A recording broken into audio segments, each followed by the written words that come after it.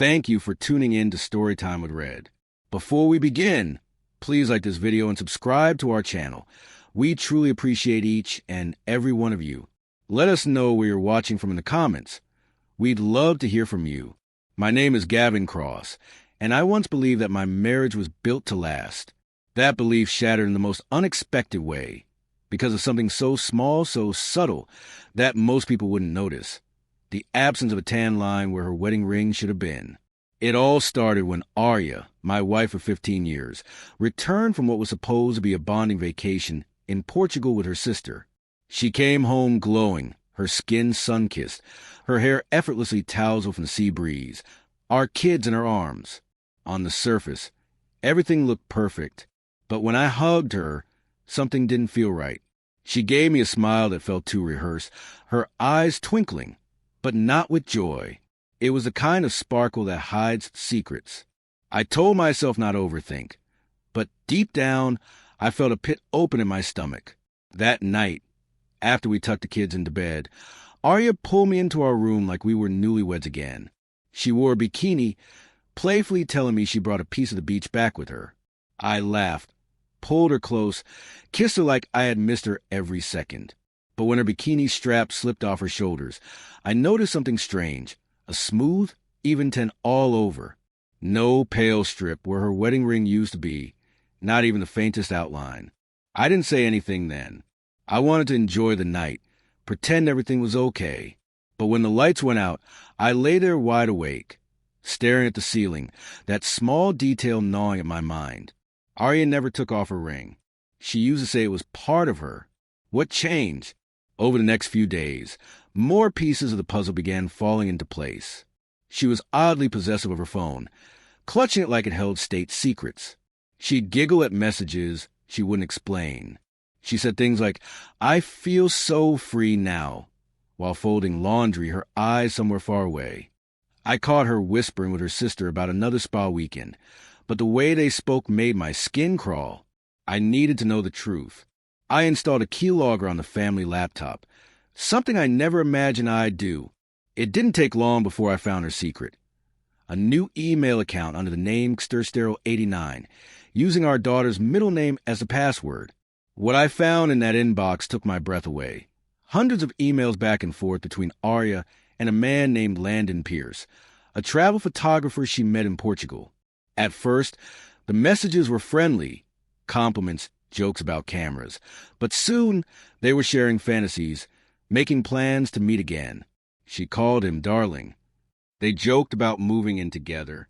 Her sister, Celeste, was part of it too. She had her own fling with Landon's best friend, Miles. The two sisters had turned their vacation into a secret double date. I felt like I was drowning, but I didn't confront Arya. Not yet. I needed more than digital proof. I wanted justice. I needed her to feel what I felt, betrayed, powerless, exposed. So I reached out to Darren, Celeste's husband, my brother-in-law. We met for coffee. I didn't sugarcoat it. "I think our wives cheated on us," I told him. He chuckled at first, but then he saw my face. "Say that again," he whispered.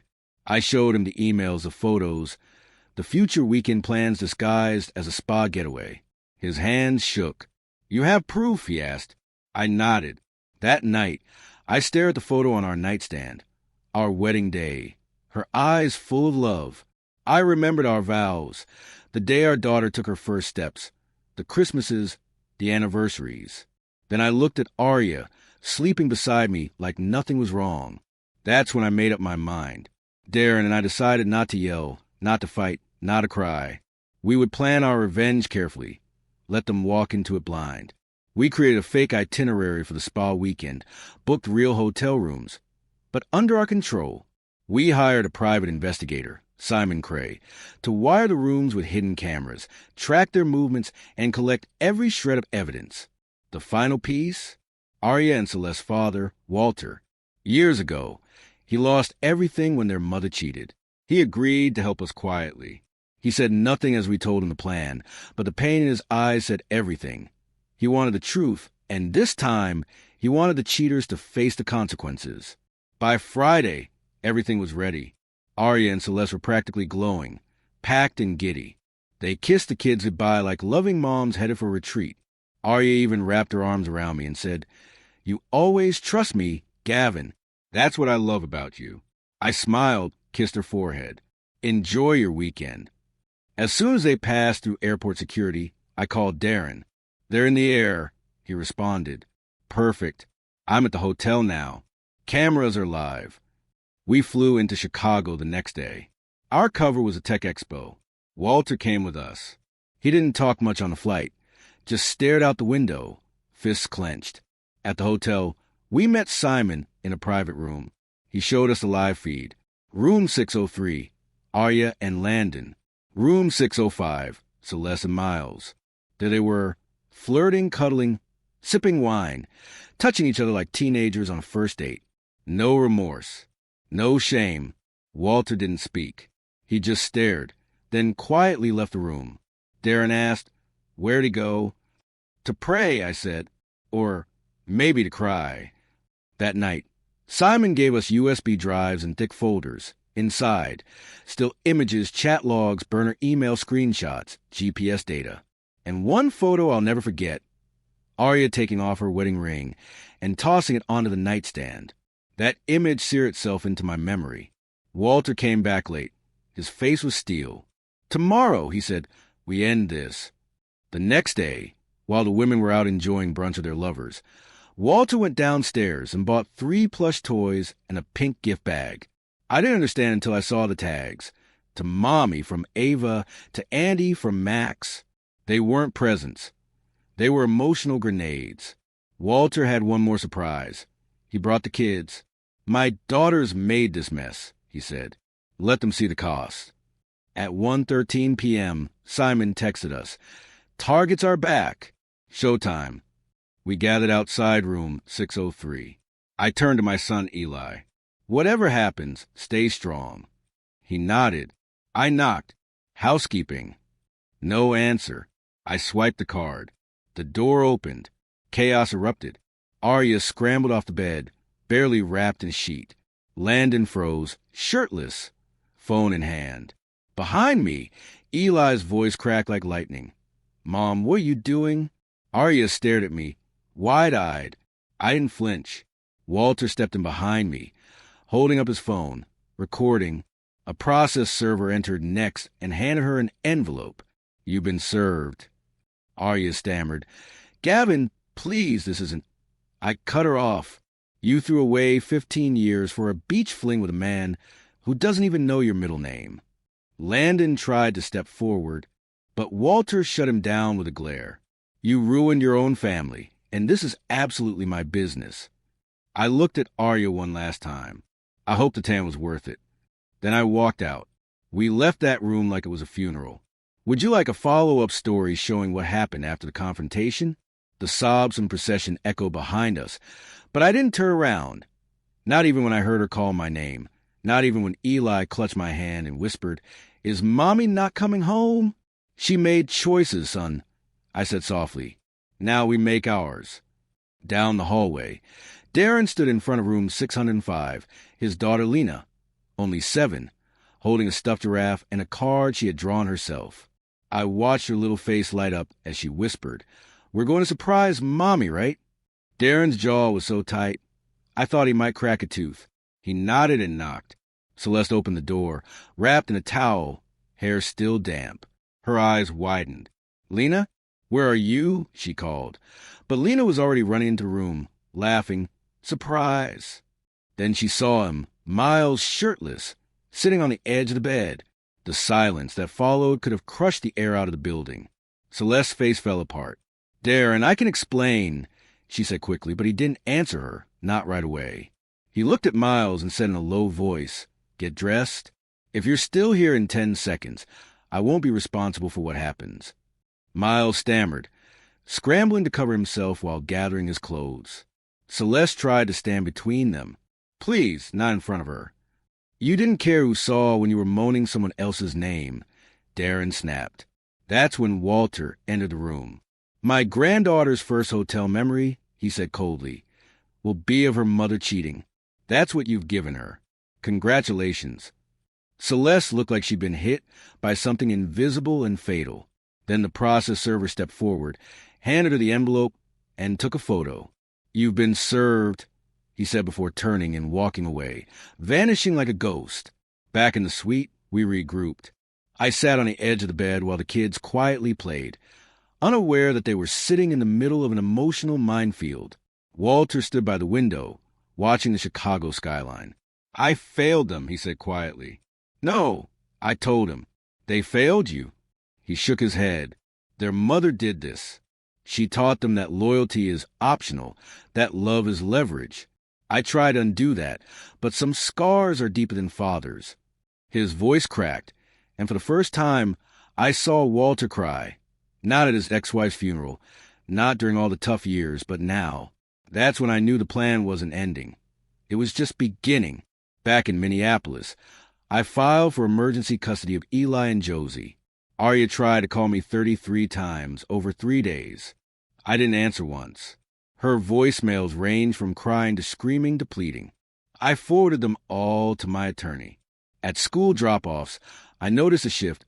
Whispers, stares, the smiles gone cold. The story had started spreading, helped along by an anonymous email Walter had sent out. Just one photo was attached. The ring tan line. The caption, "What a loving wife forgets while cheating." Her world collapsed. Arya was dropped from her charity board, removed from the Parent-Teacher Association, and ghosted by the same women who once adored her curated social life. Her Instagram, once filled with polished family portraits, went silent.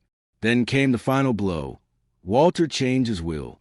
The family trust, once destined for Arya and Celeste, was reassigned exclusively to the grandchildren. Gavin and Darren were named as sole trustees. When Arya found out, she drove straight to my door, pounding like a woman possessed. "You told him," she screamed. "You poisoned him against me." "No," I said calmly. "You did that on your own." Tears smeared her mascara as she shook. "I messed up. I know I did. But I love you.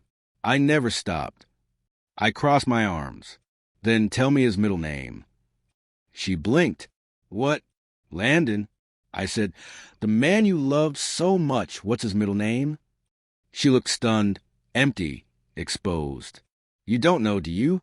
She shook her head, breaking. "Then don't stand here and tell me it was love." I shut the door. That night, after the kids were asleep, I stood alone in the kitchen, staring at the chair where Arya used to sit every morning. I didn't feel triumphant, just free. Not from the marriage, but from the illusion. 3 weeks later, Arya moved into a small rented condo across town. It smelled like fresh paint and something colder, regret. She saw the kids every other weekend. At first, she tried hard. Pizza nights, board games, movies, but children see more than we think. Eli stopped calling her mom. He started calling her Arya. Josie once asked, "Why doesn't Mommy wear a ring anymore?" I told her gently, "Sometimes grown-ups forget what matters most, but we never stop loving you." Saying that almost broke me. At school, Eli got into his first fight. A boy called her the tan line woman from Facebook. Eli punched him hard enough to split his lip. I was called in. The principal lectured me on discipline, emotional control. I let him finish. Then I looked at him and asked, "If your mom destroyed your whole life for a 2-week fling, what would you punch?" He had nothing to say after that. Eli was suspended for 2 days. We went camping instead. Arya called again during that weekend. I answered. "I want to explain," she said. "Explain what?" I asked, "Why you laugh with him while I was raising our children?" "I was lost," she whispered. "Invisible. I didn't go looking for it, but he made me feel wanted again, like I was more than just a mom or a wife, like I was still a woman." "You were always a woman," I said. "You just stopped being a wife." She started crying quietly, painfully. "I hate myself. I miss our family. I wake up every day and wish I hadn't done it." I listened. Then I told her, "Arya, I forgave you the day I saw the emails. Not because you deserved it, but because I didn't want your betrayal shaping who I became next." She went silent for a long time. Finally, she asked, "Are you seeing someone else?" "No," I said. But I look in the mirror now and see someone who survived you, and that's more than enough. Meanwhile, Celeste and Darren's divorce grew uglier. Celeste refused to sign the property settlement, still clinging to the idea of reconciliation. Darren wasn't interested. Then he dropped a bomb, a USB drive with a screen recording of Miles, the man from the hotel, trying to extort her. Turns out, he wasn't a travel blogger at all. He was a scam artist with a history of seducing married women for gifts and access. When that footage played in court, the judge didn't hesitate. Darren got full custody. Celeste left the state and moved in with her mother. I started journaling, just to process it all, but over time the entries became reflections, then chapters, and finally a manuscript. I called it Tan Lines and Truth, How I Survived My Wife's Affair. Walter read the first draft and cried. "You turned pain into purpose," he said. That same week, a small independent publisher offered me a deal.